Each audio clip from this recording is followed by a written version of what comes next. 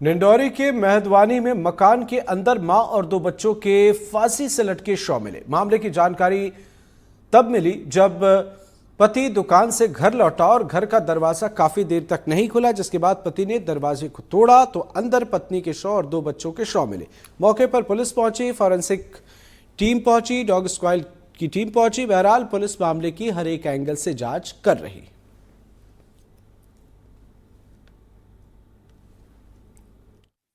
ये कुमारन टोला में सूचना प्राप्त हुई थी कि यहाँ 3 शव एक मकान के अंदर फांसी लगा के लटके हुए। इस सूचना पर मर्ग कायम किया गया है।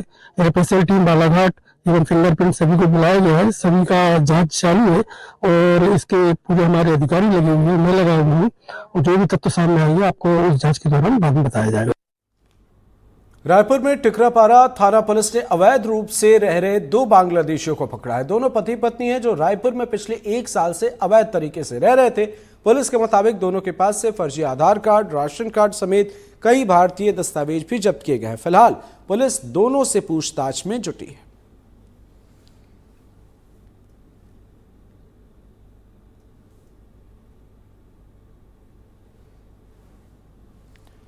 नरसिंहपुर में पूर्व टीआई शंकर लाल झारिया हत्या के मामले में गिरफ्तार किए गए हैं। पूर्व टीआई ने अपने समधी को फंसाने के लिए युवक की हत्या करवाकर शव उनके खेत में पहुंचाया था। दरअसल पूर्व टीआई सहित उनके बेटे पर बहू ने पहले दहेज का मामला दर्ज कराया था। इसी का बदला लेने हत्या के मामले में फंसाने की कोशिश में पूर्व टीआई ने साजिश रची।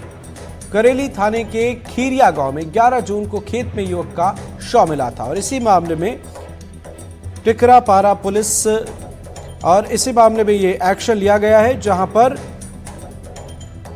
अब जांच जारी है और पूर्व टीआई को गिरफ्तार किया गया है। जो मुख्य आरोपी है वो शंकरलाल झारिया बोल के एक इंसान है जो पुलिस विभाग से रिटायर्ड इंस्पेक्टर है। तो उसके रिटायरमेंट होने के 3 साल लगभग मिनिमम हो गए हैं और उनके खिलाफ एक और केस है महिला थाने में जो दहेज का है और जो केस है उसमें जो उनके खिलाफ किया गया था शंकरलाल झारिया और उनके बेटे के खिलाफ जो उनकी बहू ने किया था। बहू की जो फादर है, इनकी जो समधी है अमोल झारिया, उनके खेत में ये बॉडी मिला था।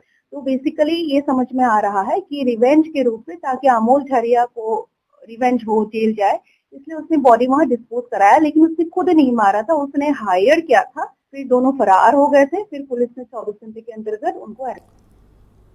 बैकुंठपुर में अवैध कब्जे को लेकर ग्रामीणों में आक्रोश देखने को मिला। ग्रामीणों ने तहसील में पहुंचकर अवैध कब्जे को लेकर नाराजगी जाहिर की।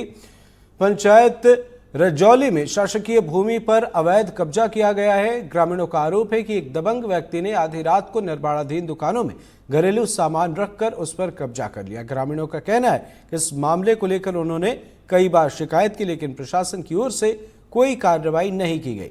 इससे नाराज होकर बड़ी संख्या में ग्रामीण तहसील कार्यालय पहुंचे और नायब तहसीलदार से मुलाकात कर शासकीय भूमि को अतिक्रमण से मुक्त कराने की मांग की। नायब तहसीलदार द्वारा शीघ्र कार्रवाई का आश्वासन दिए जाने के बाद ग्रामीण शांतिपूर्ण तरीके से वापस लौटे।